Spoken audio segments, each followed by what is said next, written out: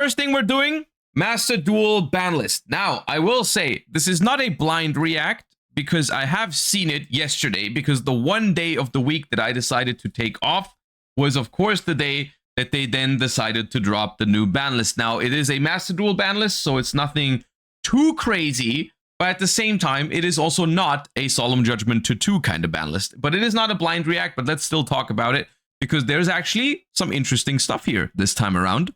And this is what it is. We're still going to go through it one by one, and I'm going to talk over my thoughts, what I thought when I saw these hits, and what this means, and what is also missing on this ban list, because I do think this is a pretty important ban list, because it is the ban list before the second stage of the Master Duel qualifiers. And so this is going to dictate, along with the next pack that's going to release eventually. I think there is going to be one before the Duelist Cup.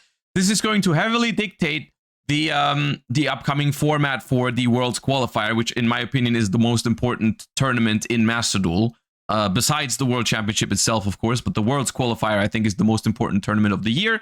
So this is a relatively important ban list. Now, what does this mean?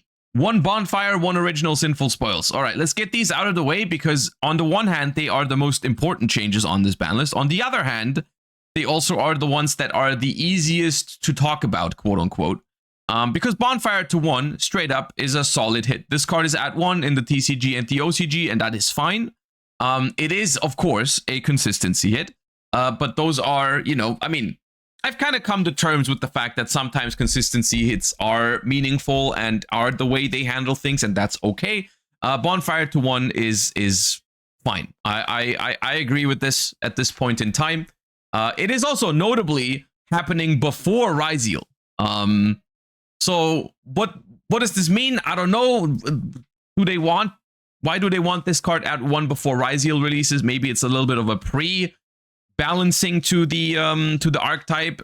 Some people are speculating in chat right now that this means that Ryzeal is dropping before the World's Qualifier. I don't know if it means that.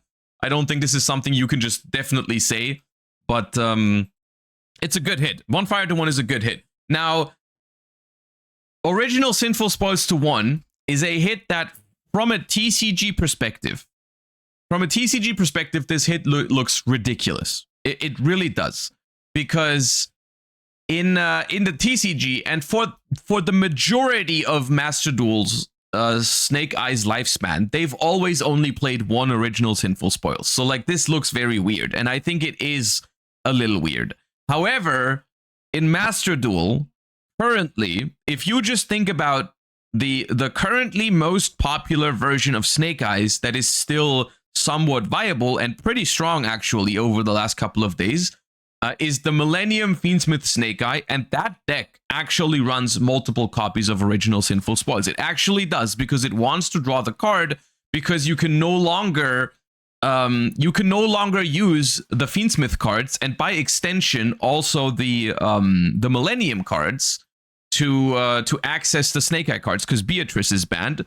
So people play 2 to 3, most of the time, 3 Original Sinful Spoils, simply because both the Fiendsmith engine and the Millennium engine give you great ways to access face-up cards on the field that you can just send, right? Like, after you've done your Millennium stuff, you have a Wedju Temple on the board that you don't need. If you're doing Fiendsmith stuff, you have a Sequence or a Requiem equipped at some point that you can just send.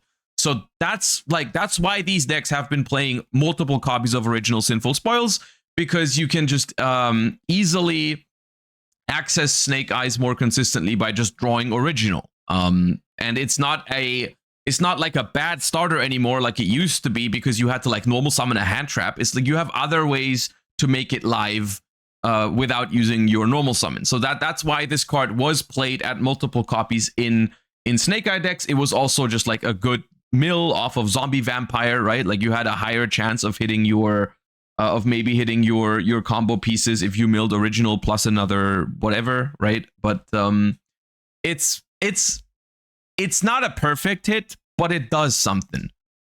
Saying this does nothing, I think, is not correct. I really don't think that's correct. It doesn't kill Snake Eyes, which is what I wanted, so I'm not super happy about it.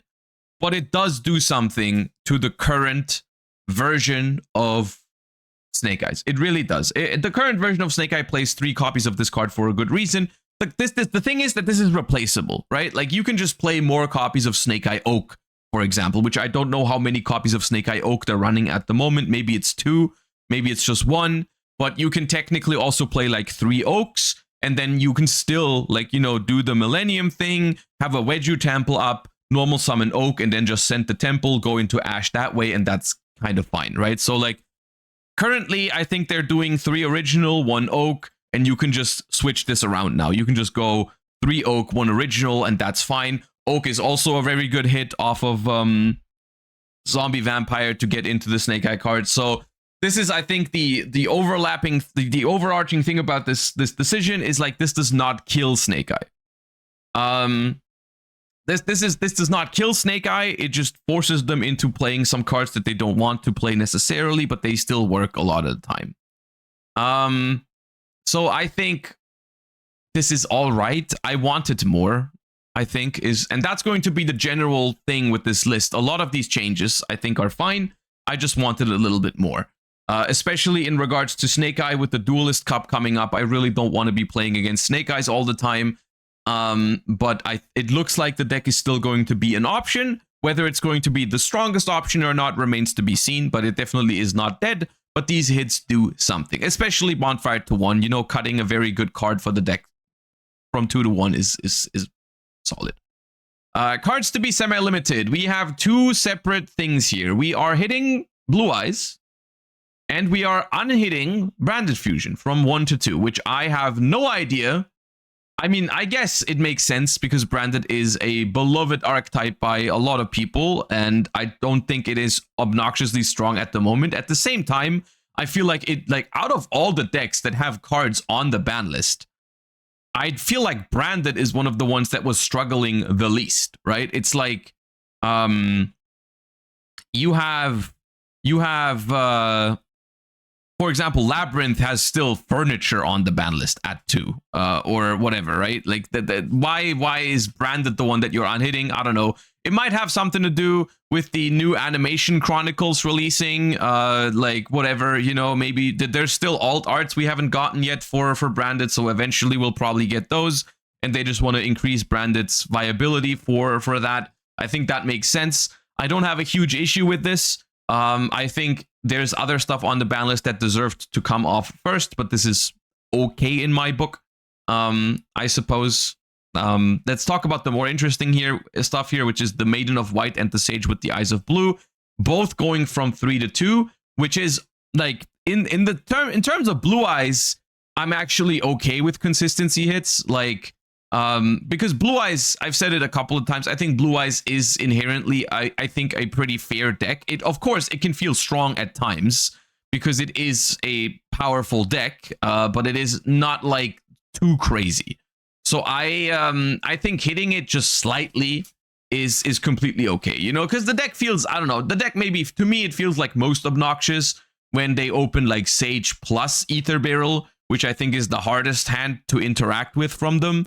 Because like the Ether Barrel already provides such a strong choke point, and then the Sage with Eyes of Blue behind it already is like the full Blue Eyes setup. So I think with putting Sage to 2, they're just going to have the combination slightly less often, right? And then Maiden to 2 is also like, Maiden is a starter for the deck, but it is also, once again, one of the better extenders for the deck, right? Like if you decide to hit Sage with Eyes of Blue with a hand trap and they have Maiden in hand already, that kind of sucks, right? That's kind of like a bad feeling, right? When you decide to Ash the Sage or Valor the Sage because you think that's the best move to do in that situation with your hand, and then you just have the Maiden anyways, and it felt like your hand trap did nothing. So I think just a slight tap on the wrist for Blue Eyes is okay here. I don't mind it too much. The deck was arguably pretty strong. This does not kill the deck at all. You can still play it. I think it's okay. This is okay. And I don't have a problem with it. I think it's fine. Before we talk about the unlimits, actually, let's get the unlimits out of the way first and then talk about it as a whole. Spright Blue, Spright Jet, and Nimble Beaver are unlimits that should have arguably happened a long time ago. And when I was just talking about like the Labyrinth cards being add to, this is absolutely something that needed to happen. These cards deserve to be at 3 for sure. Being able to play Spright essentially at almost back to full power now, I think is completely okay. The deck is, you know, I mean, I don't want to say outdated because Spright cards are still pretty decent, but you know, we have Charmies in the game now. All of the Charmies that we have, like Perulia and Meow and Fuva, we don't have Meowls yet, but Perulia and Fuvalos are really good against Sprites. Maxi is still incredibly strong against Sprites. The deck in general just doesn't hold up super well anymore. Yes, the deck still has Sprite Elf, which is good. But I still think even with Elf, ironically, hear me out, Sprite Elf is at its fairest when it's being used by Sprites, which is weird because that's the deck it's supposed to go into. But in Sprites, it's not actually that crazy because, like, you know, they just make it on turn 1 to like revive blue on your turn or something. They don't do the crazy stuff with Sprite Elf in Sprites. It's kind of like how Beatrice was probably at its most fair in BA, right? If a deck that wasn't BA made Beatrice, you knew shit was going down. But if BA made Beatrice, it was just like, okay, well, yeah, okay, that makes sense. And like, it's the same with Elf in Sprites. When like White Forest makes Elf, we have a problem. When Sprite does make Elf, it's fine. So I think this is okay. I like this. Nadir Servant to 3, I also think is justified. I like the Dogmatika package being available at 3. Maybe a little bit cautious because this is also something that stun decks are potentially using. But yes, I'm okay with the 3rd copy of Nadir Servant.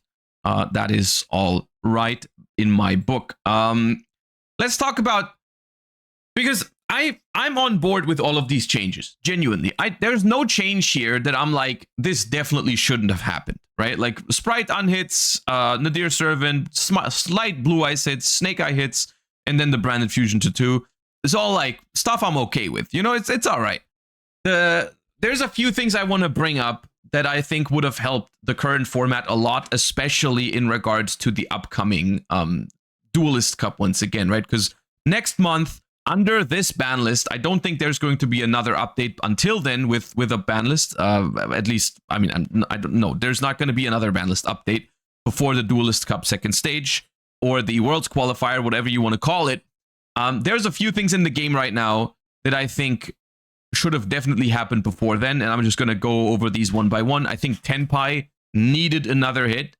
I play against Tenpai in Rated still a decent amount of the time. Not super often, but still sometimes, and it's miserable every single time. And I think historically in Master Duel, Tenpai has always been way more popular in Duelist Cups than it has been on Ladder, right? On Ladder, there's only a few people that play Tenpai, and they're still annoying. But in Duelist Cup, there's always more Tenpai, because it's just like Tenpai is more of a try-hard Duelist Cup kind of deck than it is a rated deck. And the fact that there's no Tenpai hit on here, just like it annoys me a lot. That's my biggest problem with this ban list, is that there's no Tenpai hit, because I just cannot stand playing against Tenpai in best of one anymore in the Duelist Cup. Like, if I'm gonna be trying to qualify for Worlds in the Worlds qualifiers, but like Tenpai is the thing that's the most likely to ruin that experience for me.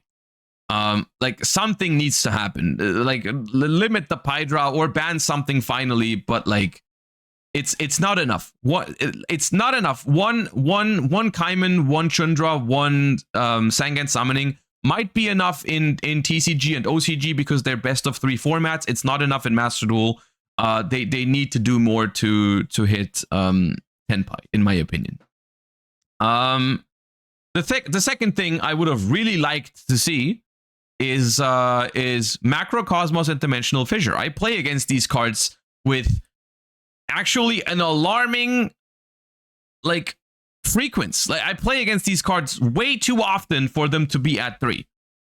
That it's I don't know, it's so cringe. It's so cringe. It's like you guys are saying Mermail, which I resonate with. I do agree Mermail should probably be hit at some point. At the same time though, I play against it almost never, and it is arguably, I mean, it's probably too new. for it to be hit. But it's just like whether it's Kashtira or Exodia or whatever, the amount of decks that just activate Di-Fi and Macrocosmos against you is, I don't know, it's like way too many. It's way too many. So those are my two main concerns about this ban list, is that there's no Tenpai hit and it doesn't address any floodgates. Of course, there's some obvious stuff like Maxi is still at 2. This sort of stuff that we basically say all the time. But this particular one, I really wanted to see Tenpai and floodgates hit more before we go into the second stage of the Duelist Cup. So yeah. Other than that, it's fine. It's like maybe a 5 out of 10, 6 out of 10, which is, I mean, for Master Duel standards, that's pretty good because most of their ban list updates are like 2 out of 10s. This one is like above average for Master Duel, but still not great.